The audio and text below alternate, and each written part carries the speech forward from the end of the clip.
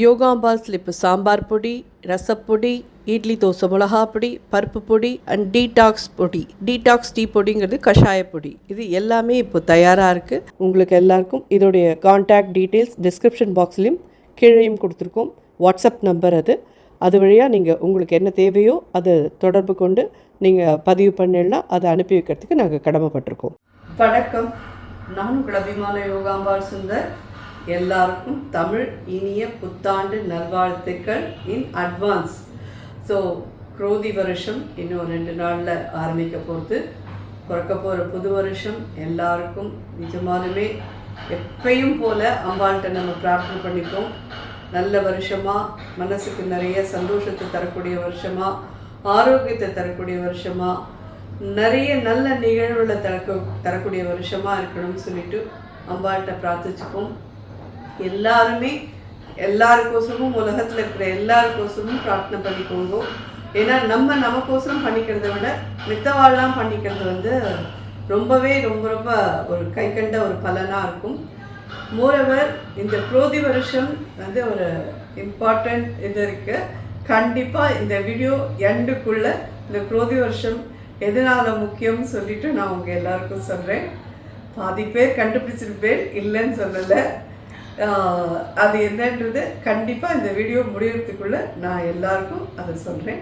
So இன்றைக்கி step by ஸ்டெப்பாக இந்த தமிழ் புத்தாண்டு வருஷத்துக்கான இந்த இலை சாப்பாடு என்னன்றது பார்க்கலாம்.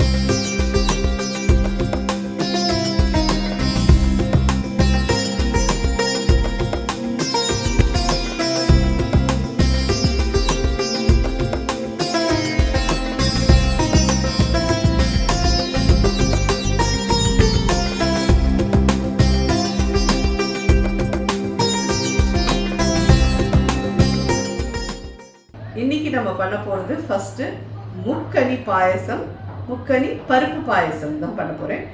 பைத்தம்பருப்பை இந்த மாதிரி ஒரு கப்பால் ஒரு கப் எடுத்து கொஞ்சம் வாசனை வர வறுத்துட்டு ஒரு கப்புக்கு 3.5 கப்பு கிட்ட தண்ணி விட்டு குக்கரில் நல்லா குழச்சலாக இது பண்ணி எடுத்து வச்சுட்டேன். நல்லா வெந்திருக்கு. இதுக்கு 1 கப்புக்கு 2 கப்பு கிட்ட வெல்லம் எடுத்துக்கலாம். 2 கப் தான் எடுத்து வச்சேன். இதை அதில் அப்படியே ஆட் பண்ணுறேன். 1 கப் தண்ணி விட்டு இதை கரைக்கிறேன். இது பலாப்பழம் நல்லா பொடியாக நறுக்கியிருக்கேன். வாழைப்பழம் என்ன பழம் எடுத்துக்கலாம்னு கேட்டிங்கன்னா மலைப்பழம் எடுத்துக்கோங்க, இல்லைன்னா ஏலக்கி பழம் எடுத்துக்கோங்க, இல்லைன்னா ஏன்னா பூம்பழம் எடுத்தேன்னா அதில் ஒரு புளிப்பு இருக்கும். ஸோ பரவாயில்லன்னா எடுத்துக்கோங்க, அதை பற்றி பிரச்சனை கிடையாது. எந்த பழம் உங்களுக்கு பிடிக்குமோ, எந்த பழம் உங்களுக்கு தேவையில்லையோ அதை நீங்கள் எடுத்துக்கோங்க, நல்லாவே இருக்கும். மா, பலா, வாழை, இதுதான் முக்கனி. இதுதான் நம்ம எடுத்துக்க போகிற பழங்கள். இதை வச்சு தான் நம்ம பாயசம் பண்ணணும். சுவாமிக்கிட்டேயும் நைவேத்தியத்துக்கு இந்த 3ம் இருக்கணும். இதை தவிர எல்லாரும் பண்ணியிருப்பேன், நான் ஒன்றும் சொல்கிறதுக்கு இல்லை. பஞ்சாங்கம் எல்லாரும் அவாவா ஆற்றுக்கு என்ன பஞ்சாங்கமோ அதை வாங்கி அதுக்கு சந்தன குங்குமம் விட்டு அதை சுவாமிகிட்ட வச்சுட்டு அதுக்கு பூசாத்தி பானகம் நீர்மோர் பஞ்சாங்கத்துக்கு நிவேத்தியமாக இது பண்ணணும். இது தவிர முக்கியமாக இருக்க வேண்டியது எல்லாருக்குமே தெரிஞ்சது தான். நானும் வருஷம் புது வருஷம் இதில் எல்லாத்தையும் பண்ணிட்டுருக்கேன். இந்த அறுசுவை அடங்கின அந்த பச்சடி, மாங்காய் பச்சடி இருக்கு பார்த்தீங்கன்னா, அது கண்டிப்பாக இருக்கணும். பெரியவா எல்லாருக்கும் தெரியும். குழந்தைகள் யாரான புதுசாக இருக்கேன்னா என்ன சமைக்கிறதுன்னு யோசிச்சேன்னா இது கண்டிப்பாக உண்டுங்கிறது உங்களுக்கெல்லாம் சொல்லிக்கிறேன், அவ்வளோதான். ஏன்னா இந்த அறுசுவை பச்சடிங்கிறது நமக்கு இனிப்பு, புளிப்பு, காரம், அப்புறம் துவர்ப்பு, கரிப்பு, கசப்பு எல்லாமா கலந்ததாக வாழ்க்கை இருக்கணும். ஒரேடியாக இனிப்பாக இருந்தாலும் நமக்கு திகட்டி போயிடும், ஒரேடியாக கசப்பாக இருந்தாலும் நமக்கு வாழ்க்கை வெறுத்து போயிடும். ஸோ அது மாதிரி எல்லாமே நம்மளுடைய கலந்ததாக வாழ்க்கை இருந்தால் தான் நமக்கு ஒரு அதில் ஒரு ஒரு ஒரு அது என்ன சொல்கிறது, ஒரு பிடிமானம் இருக்கும்.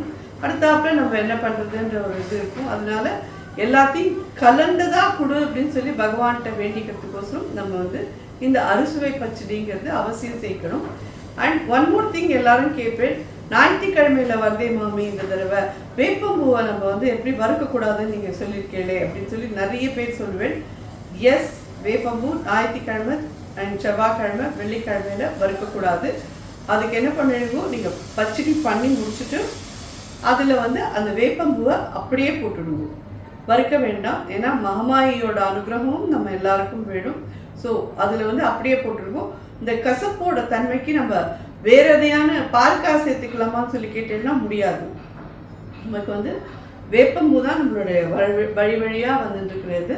அந்த வேப்பம்பூவை நீங்கள் அப்படியே போட்டுருங்க. இல்பச்சட்டியில் போட்டு வறுத்து பொடி பண்ணிலாம் போட வேண்டாம், அப்படியே போட்டு நீங்கள் அதை யூஸ் பண்ணிக்கோங்க. ஸோ ஐ திங்க் இது எல்லாத்தையும் நான் உங்களுக்கு சொல்லிட்டேன்னு நினைக்கிறேன். இதை நம்ம என்ன பண்ணணும்னா நெய்யை விட்டு இதெல்லாம் வதக்கிட்டு ஒரு அரைச்சி இதில் கலக்கிறேன். ஸோ வெள்ளத்தை கரைச்சிட்டு உங்களை பார்க்குறேன். வெள்ளம் நல்லா கரைஞ்சிட்டு இதை வடிகட்டிடலாம்.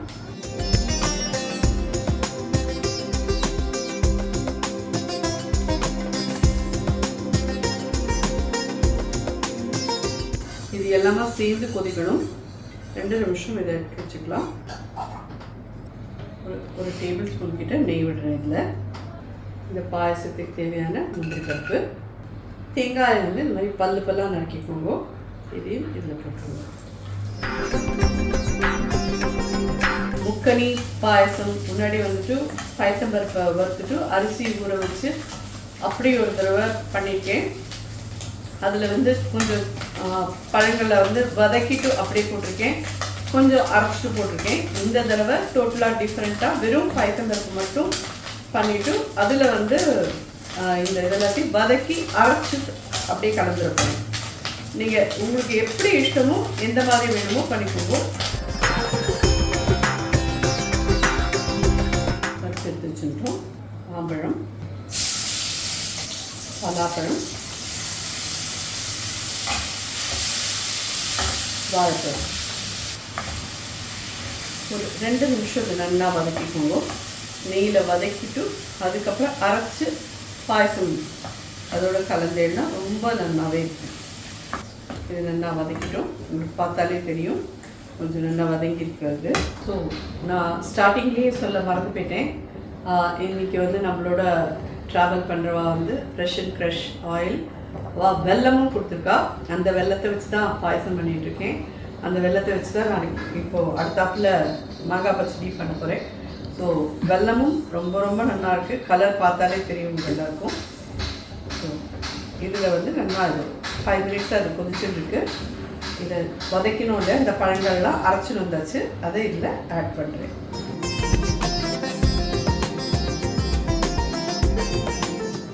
இதோடு கூட ஒரு 5 மினிட்ஸ் to 10 மினிட்ஸ் கொதிக்க விடும்போது இந்த மாதிரி இதை ஒரு 5 to 10 மினிட்ஸ் நல்லா கொதிக்க விட்டுட்டு நீங்கள் இப்படியே எடுத்துக்கிறேன்னாலும் எடுத்துக்கோங்க.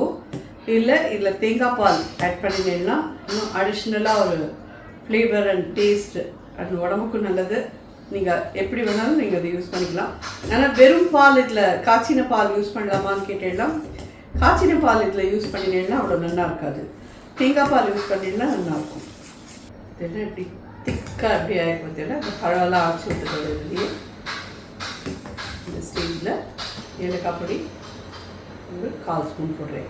இதில் வந்து எந்த பழம் டாமினேட்டிங்காக இருக்குன்னே சொல்ல முடியாது. மாம்பழம் பாட்டுக்கு மாம்பழ வாசனையாக இருக்கும், பலாப்பழ வாசனையாகவும் இருக்கும், வாழைப்பழம் அவ்வளோ தெரியாது. அண்ட் நம்ம தேங்காய் பால் விட போகிறோம். ஸோ இந்த தேங்காய் பாலோட வாசனையும் ஒரு இதுவாக இருக்கும்.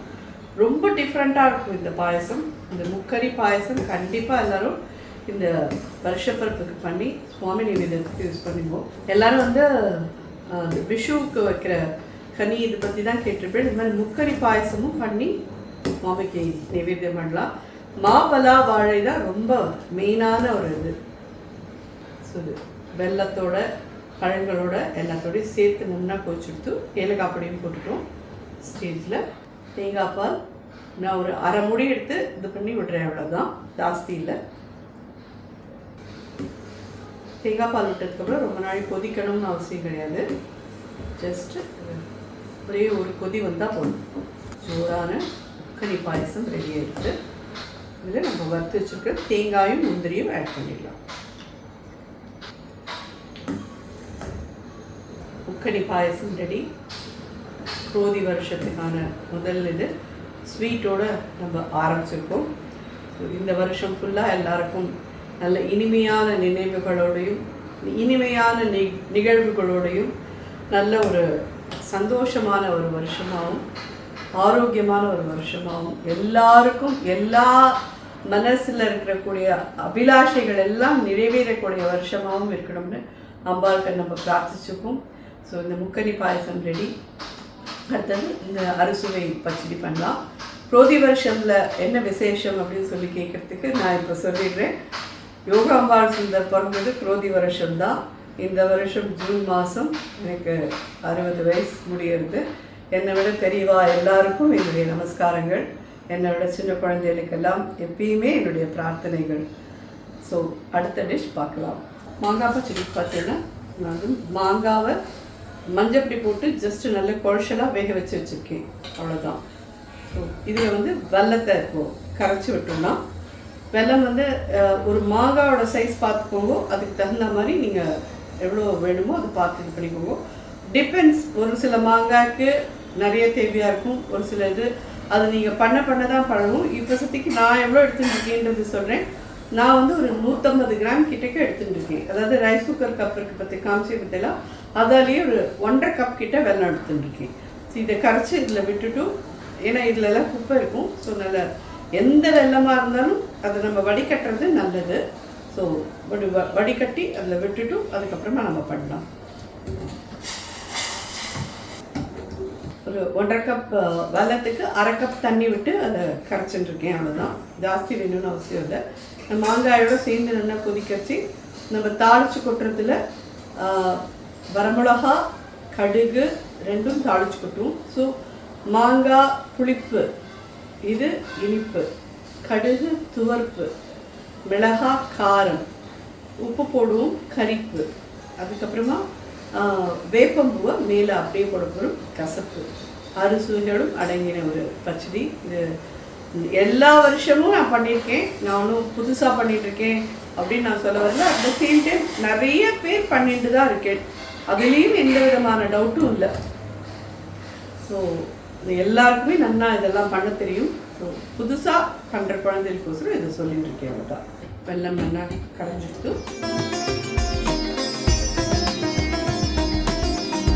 இந்த மாங்காய் வந்து வெல்லத்தோடு சேர்ந்து நல்லா கொஞ்சம் நாளை கொதிக்கட்டும். இதில் வந்து ஒரு 1/4 டீஸ்பூன் கிட்ட உப்பு போடுறேன். ஸோ 3வது சுவை இதில் ஆட் பண்ணிட்டோம். இது பார்த்தீங்கன்னா நல்லா கொதிச்சு கெட்டியாக இருக்குது. இதை இறக்கி வச்சுக்கலாம். இது ஃப்ரெஷ்ஷோட கடலை எண்ணெய் 2 ஸ்பூன் போடுறேன். கடுகு ஒரு 1/4 ஸ்பூன் போடுறேன். ஸோ இதில் ஆல்ரெடி உப்பு, புளிப்பு, இனிப்பு சேர்ந்தாச்சு. கடுகு 4வது, துவர்ப்பு, காரம் 5வது, இது ஃப்ரெஷ்ஷான வேப்பம்பூ. இதை அப்படியே போட்டுக்கலாம். ஆறிக்குன்னா இன்னும் நல்லா கெட்டியாகிடும். இந்த அறுசுவை பச்சடி ரெடி ஆகிடுச்சு. இதில் மாவெல்லாம் கரைச்சி விடாதீங்க, தயவு செஞ்சு. வேணால் இன்னும் கொஞ்சம் நாய் கொதிக்க விடுங்க. திக்காகணும்னு சொல்லிட்டு மாவு கரைச்சி விட்டேன்னா இதோட டேஸ்ட்டே போயிடும், நல்லாவே இருக்காது. ஸோ இது இப்படியே வச்சுக்கோங்க, கரெக்டாக இருக்கும். இது இந்த மாதிரி இப்போ இப்படி இருக்குமே வழியே ஆறிக்குன்னா நல்லா கெட்டி ஆகிடும் அப்படி. ஸோ இது ரெடி ஆகிட்டு அறுசுவை பச்சடி. அடுத்த ஐட்டம் பார்க்கலாம். என்ன பண்ண போகிறோம் அப்படின்னு சொல்லி கேட்டிங்கன்னா, 1 பாட்டில் முன்னாடி நிறைய பேர் பண்ணியிருக்கோ என்னவோ தெரியல, 1 பாட்டில் கேசரி. ரொம்ப சுலபமாக ஈஸியாக, விசில்லாம் எதுவுமே வாங்க வேண்டாம். அளவெல்லாம் மட்டும் கரெக்டாக இருந்ததுன்னா 20 நிமிஷத்தில் உங்களுக்கு ஜோராக ஒரு கேசரி ரெடி ஆகிடும். எப்படி பண்ணுறதுன்னு பார்க்கலாம். ரைஸ் குக்கர் கப்பால் 1 கப்பு ரவா, இதுக்கு 1/2 கப்பு நெய், அதே மாதிரி 1.5 கப்பு சர்க்கரை. 2 கப் வேணாலும் எடுத்துக்கோங்க, நான் 1.5 கப் தான் போடுறேன்.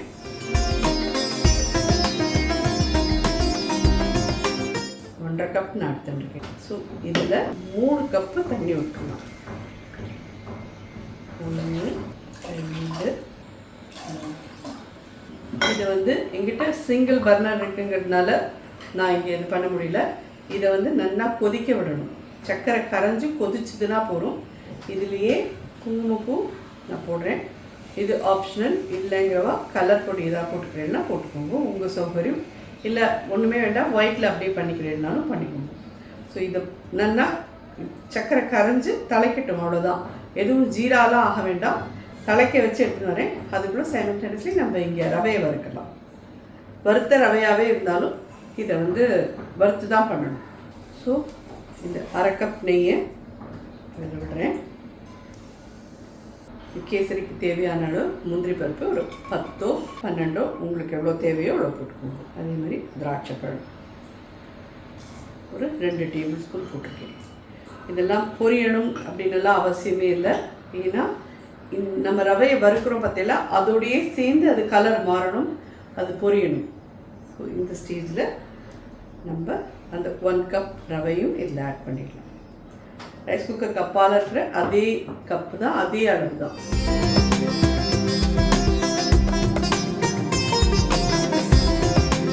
நம்ம இதில் ப்ரெஷர் கொடுத்து விசில் வாங்குவோமான்னு கேட்டெல்லாம் கிடையாது. அந்த கொதிக்கிற தண்ணி இதில் விட்டுட்டு டைட்டாக மூடி வச்சுட்டு 20 மினிட்ஸ் கழிச்சு திறந்தெல்லாம் ஜோரான கேசரி உங்களுக்கு ரெடி ஆகிடும். இது நல்லா பொரியட்டும், பார்க்கலாம். இது இந்த மாதிரி ரவா பொரியல் செய்ய இதில் இருக்கிற முந்திரி பருப்பு திராட்சை பழம் எல்லாமே நல்லா வறுபட்டுடும். ரொம்ப சூடு பெருசாக வச்சுக்காதீங்க, மீடியம் ஹையில் வச்சுக்கோங்க போதும். இது பார்த்து எல்லாம் தெரியும், திராட்சை பழம்லாம் நல்லா பபுள் ஆகிட்டு வருது தெரியுது உங்களுக்கு. உங்கள்கிட்டலாம் 2 அடுப்பு இருக்கும். ஒரு பக்கத்தில் சைடில் சர்க்கரையை கரையோட்டுன்னு இந்த பக்கம் இதை வறுத்துலாம் இது ஈஸியாக ரெடி ஆகிடும். சர்க்கரையெல்லாம் கரைஞ்சிட்டு இந்த இதில் அப்படியே விட்டுருவோம்.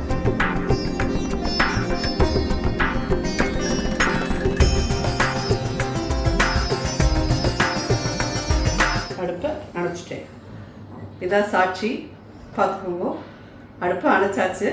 20 மினிட்ஸ் வரைக்கும் வெயிட் பண்ணுங்க. எந்த அடுப்பில் பண்ணுறீங்களோ அந்த அடுப்புலேயே அப்படியே இருக்கட்டும் இந்த குக்கர். ஸோ இந்த குக்கரில் இருக்கிற சூடு, அடுப்புலேருந்து இருக்கிற சூடு எல்லாத்துலேயுமே அந்த ப்ரெஷரில் அழகாக ஜோராக ரெடி ஆகிடும். 20 மினிட்ஸ் ஆனால் வெயிட் பண்ணணும். எக்ஸாக்ட்லி 20 நிமிஷம் உங்களோட இதில் வச்சுட்டு இதை திறந்து பார்த்தீங்கன்னா உங்களுக்கு கேசரி ரெடி. ஓகேயா?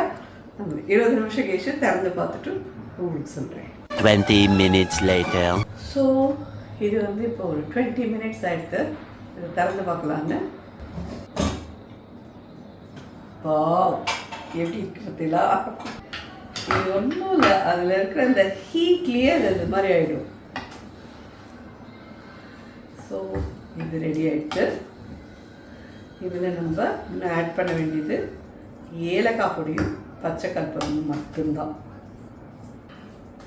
அளவு மட்டும் கரெக்டாக இருக்கணும். எந்த காரணத்தை கொண்டும் அளவு மட்டும் மாற்றிடாதீங்க.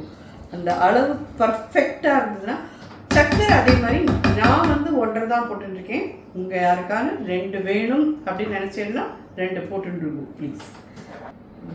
1/4 டீஸ்பூன் ஏலக்காய் பொடி, ஒரு சின்ன பிஞ்ச் பச்சை கற்பூரம்.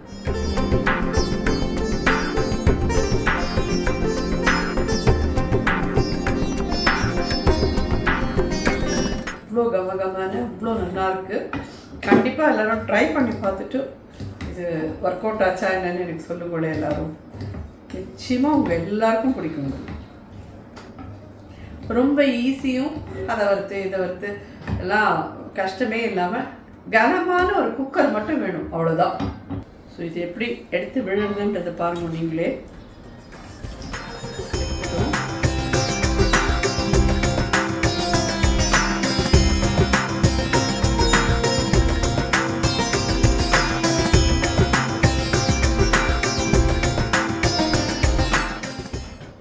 இது எல்லாருக்கும் நிச்சயமாக ரொம்ப ரொம்ப பிடிக்கும். கண்டிப்பாக எல்லோரும் ட்ரை பண்ணி பார்த்துட்டு எப்படின்னு எனக்கு ஃபீட்பேக் சொல்லுங்க. ஸோ இப்போ தயிர் பச்சடி என்ன பார்க்க போகிறோம் அப்படின்னு சொல்லி கேட்டீங்கன்னா, வெண்டைக்காய் தயிர் பச்சடி. வெண்டைக்காயை இந்த மாதிரி நல்லா ஃபைனாக கட் பண்ணி வச்சுருக்கேன். இந்த வெண்டைக்காயை போட்டு தயிர் பச்சடி ரொம்ப இன்ட்ரெஸ்டிங்காக இருக்கும், ரொம்ப ரொம்ப நல்லாயிருக்கும். ஒரு 4 ஸ்பூன் எண்ணெய் விட்டுருக்கேன், 1/4 ஸ்பூன் கடுகு போட்டுக்கிறேன், 4 மிளகா வத்தல் போட்டுக்கிறேன்.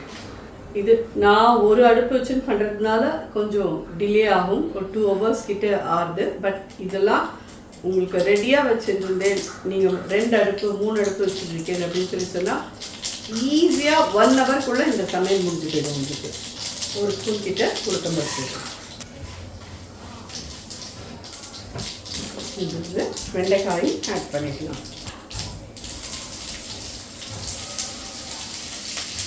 இது வெண்டைக்காய் விளக்கிட்டேன்னா 1/4 கிலோ வெண்டைக்காய் ஆட் பண்ணிருக்கேன். ஒரு 1/4 டீஸ்பூன் உப்பு போட்டுக்கிறேன். ஒரு சின்ன பீஸ் மஞ்சப்பொடி. இது நல்லா இப்படியே வதங்கட்டும். நல்ல ரோஸ்ட் ஆகி வதங்கினதும் அதை வந்து அப்படியே ஆற விட்டுட்டு எடுத்து வச்சுட்டு ஆற விட்டுட்டு சாப்பிட்றதுக்கு முன்னாடி தயிரை விட்டு அதில் மிக்ஸ் பண்ணிட்டு மேலே கொத்தமல்லி போட்டு மிக்ஸ் பண்ணி பரமாறினேன்னா ரொம்ப ரொம்ப நல்லாயிருக்கும். ஆனால் வந்து கொஞ்ச நாள் இது ரோஸ்ட் ஆகணும், அப்போ தான் அது நல்லாயிருக்கும். தயிர் பச்சடியில் வந்து அது கிறிஸ்பியாக கடிப்படும். அப்போ தான் இது ரோஸ்ட் ஆகட்டும். பார்க்கலாம். பார்த்தீங்கன்னா இந்த லெவலுக்கு நல்லா ரோஸ்ட் ஆகிட்டும். இதை வந்து ஆறுன அப்புறமா தயிரில் மிக்ஸ் பண்ணிக்கலாம். தயிர் ரெடியாக எடுத்து வச்சுருக்கேன். இதோ வெண்டைக்காலே உப்பு போட்டாச்சு நம்ம. ஸோ அதுக்கு இதுக்கு சரியாக இருக்கும். கொஞ்சம் கொத்தமல்லி மட்டும் போட்டுக்கிறேன். இது நல்லா கம்ப்ளீட்டாக ஆறட்டும். அதுக்கப்புறம் இதை குத்தி கலந்தோன்னா ரொம்ப ரொம்ப நல்லாயிருக்கும். ஸோ வெண்டைக்காய் தயிர் பச்சடியும் தயாராகிடுச்சு. அடுத்த ஐட்டம் பார்க்கலாம். ஸோ இப்போ நம்ம என்ன பண்ண போகிறோம்னா சேனைக்கிழங்கு கறி. இந்த சேனைக்கிழங்கை வந்து நான் என்ன பண்ணியிருக்கேன்னா ஜஸ்ட்டு ஒரு உப்பு மட்டும் போட்டு கொஞ்சமாக சின்னூண்டு புளி எடுத்து கரைச்சி விட்டு, ஏன்னா சில சேனைக்கிழங்கு வந்து கடுக்கும், அதனால தொண்டையை சில பேருக்கு அரைக்கும். அதனால் கொஞ்சமாக ஒரு சின்ன கோலி குண்டு அளவுக்கு புளி எடுத்து கரைச்சி இதில் விட்டு ஒரு மஞ்சப்பொடி மட்டும் போட்டு ஒரு 1/2 ஸ்பூன் தான் உப்பு போட்டிருக்கேன், ஜாஸ்தி போடலை. உப்பு போட்டு ஒரு மடை வேக விட்டு கொட்டியிருக்கேன், அவ்வளோதான். அதுக்கப்புறம் நல்லா பைப் ரன்னிங் வாட்டரில் அலசிடுங்கோ. இதில் இருக்கிற இந்த குழக்குழப்பு தன்மை போயிடணும். அப்போ தான் அது நல்லா ரோஸ்ட் ஆகி காய் ரெடி ஆகும் நமக்கு.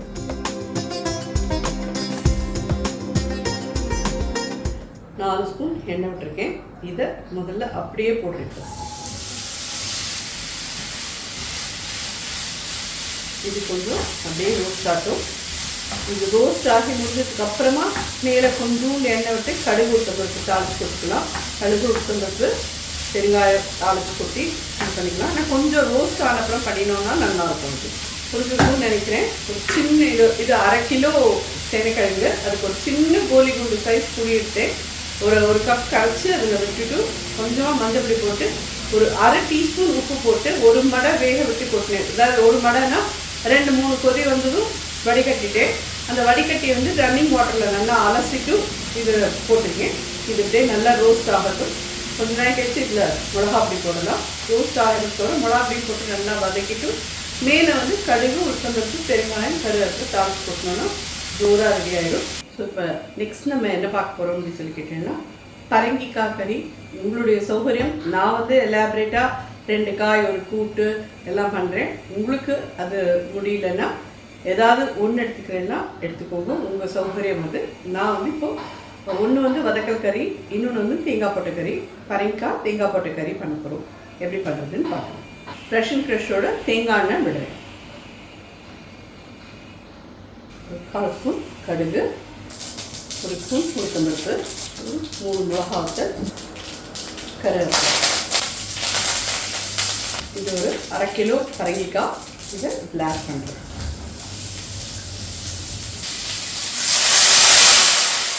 கால் ஸ்பூன் கிட்ட உப்பு போடுறேன். நல்லா மூடி போட்டு நல்லா வதக்கிடலாம். இது பரங்கிக்காய் ரொம்ப ஃபாஸ்ட்டாக வெந்துடும், ரொம்ப சீக்கிரம் வெந்துடும். இது எல்லாருக்குமே ரொம்ப பிடிக்கும். குழந்தைகளுக்குலாம் கண்டிப்பாக பிடிக்கும் இந்த காய். ஒரு சின்ன பீஸ் வெல்லம் போடுறேன்.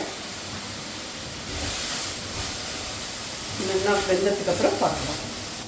காய்க்கு தேவையான தேங்காய் ஒரு 2 ஸ்பூன் கிட்ட போட்டிருக்கேன். ஜோரான பரங்கிக்காய் கறி ரெடி ஆகிடுச்சு. பரங்கிக்காய்னா வெந்துருக்குன்னு உங்களுக்கு தெரியணும்னா அது பண்ணும். அது எஃபர்ட்லெஸ்ஸாக தான் இருக்கணும். 2 காய் ரெடி. இப்போது ஒரு கூட்டை மட்டும் ரெடி பண்ணோன்னா அடுத்த டிஷ் பார்க்கலாம். ஸோ பைத்தம்பருப்பு கூட்டுக்குன்னு வேக வச்சுருக்கேன். இது பைத்தம்பருப்பு நல்லா வெந்திருக்கு, உங்களுக்கு பார்த்தாலே தெரியும். இந்த ஸ்டேஜில் இது என்னென்னு கேட்டீங்கன்னா கேரட், சௌச்சோ, பட்டாணியை வந்து கொஞ்சம் மஞ்சப்பொடி, உப்பு, பெருங்காயம், சாம்பார் பொடி, இது 3-4 போட்டு கொதிக்க விட்டு வச்சுருக்கேன். இது இதில் ஆட் பண்ணுறேன். அது முன்னாடி வேக விட்டு எடுத்து வச்சுட்டேன். ஸோ எல்லாத்தையும் ஒரே அடுப்பில் லாஸ்ட் மினிட்ல வெந்து இது பண்ணுறதுனா டைம் ஆகுமேன்னு சொல்லிவிட்டு சௌச்சோ, கேரட், ஒரு ஹேண்ட்ஃபுல் பட்டாணியில் தேவையான அளவு தண்ணி விட்டு உப்பு போட்டு சாம்பார் பொடி போட்டுட்டு பெருங்காயப்பொடி போட்டு மஞ்சள் பொடி கொஞ்சம் போட்டு நல்லா வேக விட்டு எடுத்து வச்சுக்கிட்டேன். இப்போது இந்த பருப்போடெல்லாம் சேர்ந்து இது கொதிக்கிறது. இது ஒரு கொதி வரட்டும். அதுக்கப்புறம் தக்காளி ஆட் பண்ணுறேன். ஒரு 2 தக்காளி இது மாதிரி பொடி பொடியாக நறுக்கிருக்கேன், அதையும் இதில் ஆட் பண்ணுறேன். என்ன விட்டேன்னா இந்த கூட்டெல்லாத்தையும் நான் வந்து சப்பாத்திக்கெல்லாம் நான் இந்த கூட்டெல்லாம் தொட்டு சாப்பிடுவேன். எனக்கு சப்ஜி வேணும், அது வேணும், இது வேணும்னு அவசியமே கிடையாது. ஸோ இது என்னென்னா தக்காளியோடு சேர்ந்து ஒரு 5 மினிட்ஸ் கொதிக்கட்டும். அதுக்கப்புறம் தேங்காய் போட்டுட்டு கொத்தமல்லி போட்டு மேலே வந்து கடுகு தாளித்து கொட்டணுன்னா ரெடி. ஸோ இன்றைக்கி சாம்பார் என்ன சாம்பார் கேட்டீங்கன்னா மாங்காவும் பலாக்கொட்டையும் போட்டு சாம்பார். இதுக்கு புளியே எடுக்க வேண்டாம், அப்படியே பண்ணலாம். நம்ம இது பலாக்கொட்டை மட்டும் ஒரு என்ன வந்து இன்னைக்கு முக்கரி பாயசம் பண்ணினோம் இல்லையா, அதுலேருந்து பலாக்கொட்டை எல்லாம் எடுத்து நெசுக்கி அதை வேக விட்டு எடுத்து வச்சுருக்கேன். வெந்திருக்கு பாருங்க, இந்த மாதிரி வெந்துடணும். வேகாமல் நீங்கள் போடாதீங்க, ஒரு மடை வேக விட்டுட்டு அதுக்கப்புறம் இதில் போடணும். இதில் தண்ணி விட்டுடலாம்.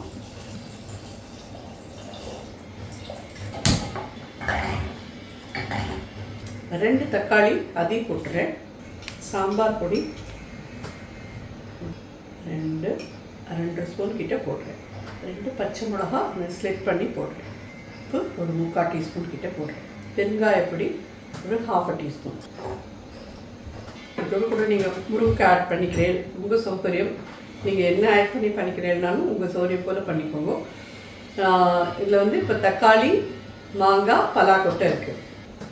இது அப்படியே நல்லா கொதிக்கட்டும். ஒரு 15 மினிட்ஸ் கழிச்சு இதுக்கு வேக வச்ச துவரம்பருப்பு எடுத்து வச்சுருக்கேன். இது வந்து ஒரு 4 கரண்டி போட்டோன்னா போதும். ஜோரான மாங்காய் பலாக்கொட்டை சாம்பார் ரொம்ப ரொம்ப ரொம்ப நல்லாயிருக்கும், ஆப்டாக இருக்கும், கண்டிப்பாக நல்லாயிருக்கும். நிச்சயமாக ட்ரை பண்ணுவோம். இது கொதிக்கட்டும், பார்க்கலாம். இது தவிர நான் இன்னொன்று பண்ண போகிறேன். என்னன்னு கேட்டீங்கன்னா, என் பிள்ளைக்கு வந்து மாம்பழம் மோர் குழம்பு தான் பிடிக்கும். அதனால அவனுக்கோசரம் மாம்பழம் மோர் குழம்பு பண்ண போகிறேன். ஸோ அது அதே மாதிரி மோர் குழம்பு வேணுங்கிறவா மோர் குழம்பு வச்சுக்கோங்க, இல்லை சாம்பார் வேணுங்கிறவா சாம்பார் வச்சுக்கோங்க, உங்கள் சௌகரியம். இப்போது இது என்னன்னு கேட்டேன்னா, முப்பருப்பு வடை. எப்படி முக்கனி வச்சு பாயசமோ அந்த மாதிரி முப்பருப்பு வடை தான் நம்ம இன்றைக்கி பண்ண போகிறோம்.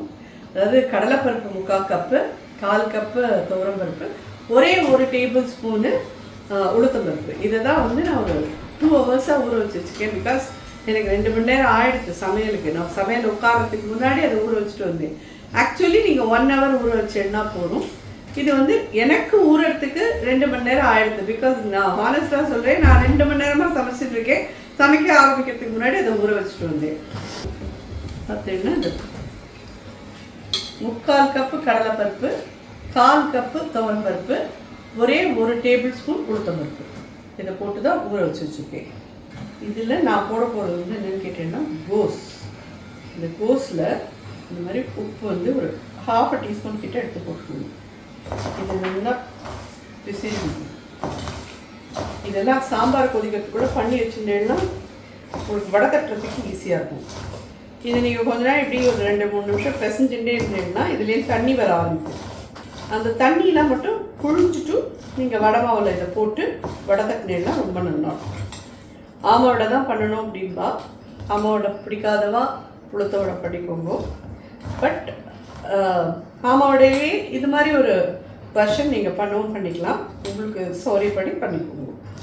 இது நம்ம உப்பு போட்டு விசிறி வச்சுருக்கோம்.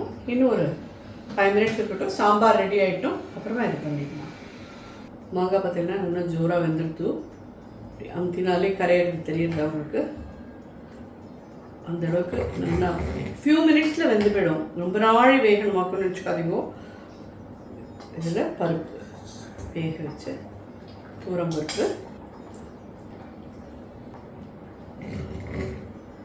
ஒரு 4 கரண்டி ஆட் பண்ணியிருக்கேன். பருப்போடலாம் சேர்ந்து கொதிக்கட்டும். சாம்பார் கொதிக்கிறதுக்குள்ள மோர் குழம்புக்கு வேணுங்கிறத பார்த்துடலாம். 2 வரமிளகா போடுறேன், ஒரே ஒரு பச்சை மிளகா போடுறேன். அப்புறம் தேங்காய் எண்ணெய் ஒரு 5 டேபிள் ஸ்பூன் கிட்ட வச்சுக்கணும். இதில் கொஞ்சம் அரிசி மாவு வைக்கணும், ஒரு 1/2 டீஸ்பூன் சீரகம்.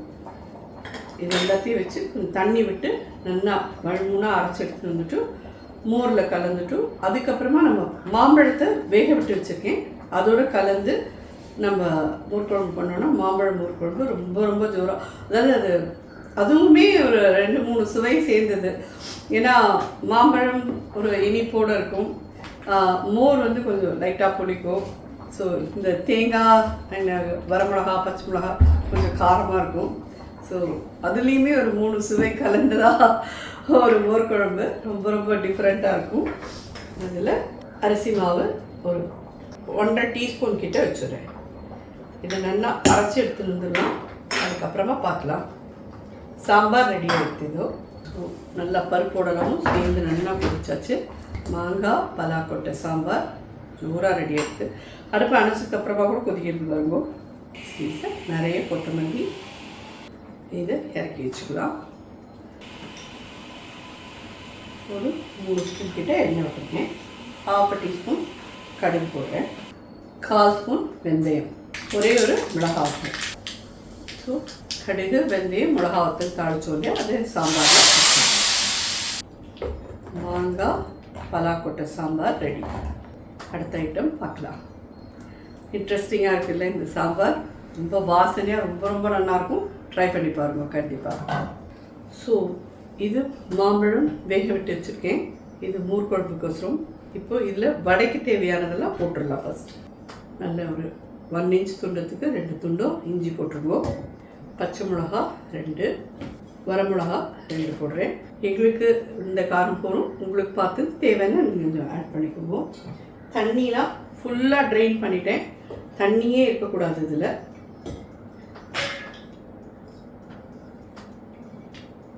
இது தண்ணி விடாமல், உப்பும் போட வேண்டாம், கெட்டியாக அரைச்சின்னு வந்துட்டு அதுக்கப்புறமா அரைச்சத்தில் வந்து இந்த கோஸை புழிஞ்சு போட்டு அதில் வந்து பெருங்காயப்பொடி மஞ்சப்பொடி எல்லாம் போட்டு இது பண்ணலாம். இதை கெட்டியாக அரைச்சின்னு வந்துட்டு பார்க்குறேன்.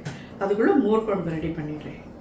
இது புளிக்காத கெட்டி தயிரை சிலிப்பி வச்சுருக்கேன். மஞ்சப்பொடி ஒரு 1/4 டீஸ்பூன், கருவேப்பிலை, இந்த தேங்காய் வரமிளகா அப்புறம் பச்சை மிளகா சீரகம் எல்லாம் அரிசி மாவெல்லாம் வச்சு அரைச்சோம் இல்லையா, அதை இதில் கலந்துடுறேன். மோர் குழம்புக்கு தேவையான உப்பு ஒரு 3/4 டீஸ்பூன் போடுறேன். வெல்லம் ஒரு சின்ன பீஸ். இது வந்து இந்த மோர் குழம்புக்கு இதெல்லாம் போட்டில்னா தான் நல்லாயிருக்கும். மோர் குழம்புல போய் வெல்லம் மாமாமின்னு கேட்கலாம். இந்த மாம்பழ மோர் குழம்புக்கு வெல்லம் போட்டு பண்ணினேன்னா தான் நல்லாயிருக்கும்.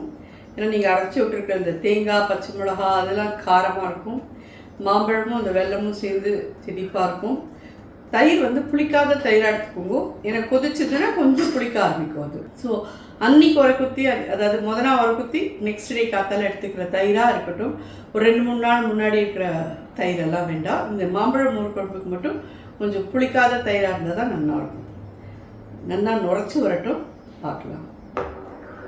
தெரியுதா ஒரு கொதி வருதுன்றது. இந்த ஸ்டேஜில் ரொம்பலாம் இது இதாகணும்னு அவசியம் இல்லை. இந்த மாதிரி கொதிச்சு ஜஸ்ட் ஒரு 2-3 கொதி வந்தாலே போதும். பட் கரண்டியால் கலக்கி விட்டுட்டே இருந்தோம். சூடான மாம்பழ மோர் குழம்பு ரெடி. இது அடுத்து அணைச்சிக்கலாம். இதை இறக்கி வச்சுக்கிறேன். ஃப்ரெஷ்ஷோட தேங்காய் எண்ணெய் விடலாம். சம்பவம் எனக்கு ஃப்ரெஷ்ஷோட எண்ணெய் வந்து ரொம்ப பிடிக்கும். நிறைய பேர் ட்ரை பண்ணிப்பேன்னு நினைக்கிறேன். ஒரு 1/2 டீஸ்பூன் கடுகு போடுறேன், ஒரு 1/4 டீஸ்பூன் வெந்தயம். மோர் குழம்பு வாசனை இப்படி கம கம கம இருக்கு. அவனுக்கு ஏன் பிடிக்கும்னா இதெல்லாம் அசத்து திதிப்பு இருக்கிறதெல்லாம் அவனுக்குலாம் ரொம்ப பிடிக்கும். எங்கள் நீ உனக்கு பிடிக்காதான்னு கேட்குறேன்னா நானும் அந்த டைப் தான், எனக்கும் பிடிக்கும் இதெல்லாம். ஒரே ஒரு மிளகாத்தூள் போடுறேன். தாளிச்சது மோர் குழம்பு. மாம்பழ மோர் குழம்பும் தயார். ரொம்ப ஜோராக கம கமன்னு ரெடி ஆகிடுது. இப்போ நம்ம வடை தட்டினோம்னா முடிஞ்சு. வடைக்கு நல்லா கரக்கரன்னு அரைச்சி வந்தாச்சு. கெட்டியாக இருக்கட்டும், வேறு எப்படியும் தண்ணி விட்டுறாதீங்க தயவு செஞ்சு. ஸோ நல்லா ஒரு 1 டீஸ்பூன் கிட்டக்க பெருங்காயப்பொடி மஞ்சப்பொடி ஒரு 1/4 டீஸ்பூன் கிட்டே போடுவோம். கோஸில் வேறு போட்டிருக்கோம். இதுக்கு ஒரு 1/2 டீஸ்பூன் போடுறேன். நெய் ஒரு சின்ன 1 டீஸ்பூன் விடுறேன். இது எதுக்குன்னு கேட்டீங்கன்னா வாசனையாகவும் இருக்கும், வடை ஆறினா கூட கிறிஸ்பியாக இருக்கும். கருவேப்பிலை, கொத்தமல்லி நல்ல லேவிஷாக. இப்போ இந்த முட்டைக்கோஸ் எடுத்து இப்படி புழிஞ்ச எண்ணெய் அதுலேருந்து இவ்வளோ தண்ணி வரும், தண்ணி இல்லாத இதில் போட்டுருணும். இந்த அளவுக்கு எவ்வளோ மம்மி முட்டைக்கோஸ் எடுத்துட்டேன் அப்படின்னு கேட்டீங்கன்னா 1/4 கிலோ கிட்ட நான் எடுத்துட்டுருக்கேன். இவ்வளோ தண்ணி ஊற்றல உப்பெல்லாம் மேலே போட்டுக்கிறதுனால நல்லா மிக்ஸ் பண்ணிவிடுங்க. ஒரு இடத்துல உப்பு இருந்து ஒரு இடத்துல உப்பு இல்லாத ஆகிடக்கூடாது. 2 நிமிஷம் மெனக்கட்டேன்னா நல்லா மிக்ஸ் பண்ணிடணும். எண்ணெய் நல்லா காயட்டும். இது மாதிரி ஒரு கப்பில் தண்ணி வச்சுக்கோங்க, கையை நல்லா தொடச்சிக்கோங்க. அதுக்கப்புறம் இப்படி எடுத்து ஃப்ளாட்டாக ஆக்கிக்கோங்க.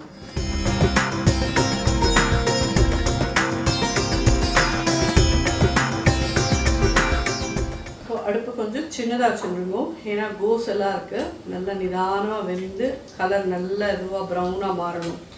நல்லா ரொம்ப அவசரமாக இது பண்ணினீங்கன்னா கோஸ்லாம் வேகவே வேகாத போயிடும்.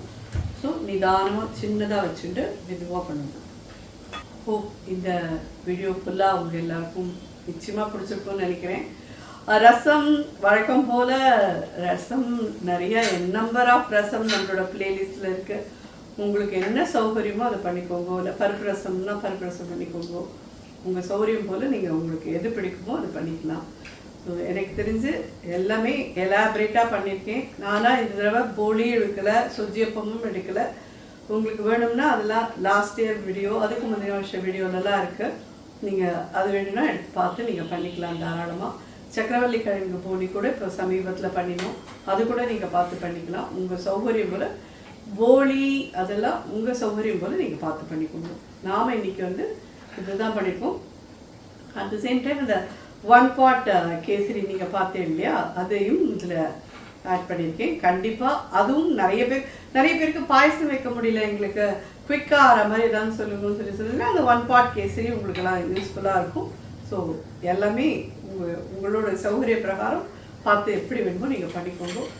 எல்லாருக்கும் இந்த வருஷம் ஜோதி வருஷம் நல்ல வருஷமாக, சந்தோஷத்தை தரக்கூடிய வருஷமாக, அதாவது கஷ்டங்களே இருக்கக்கூடாது அப்படின்னு சொல்லி நம்ம சொல்ல முடியாது. நம்மளுடைய கர்மா பிரகாரம் குட்டி குட்டியாக அதாவது கஷ்டங்கள் வரணும். வந்ததை பகவானுடைய அனுகிரகத்தினால நம்ம அதை கடந்து வரணும். அவருடைய துணையினால் அதை கடந்து வரணும். அந்த ஒரு துணையும் அவர் இருக்கணும்.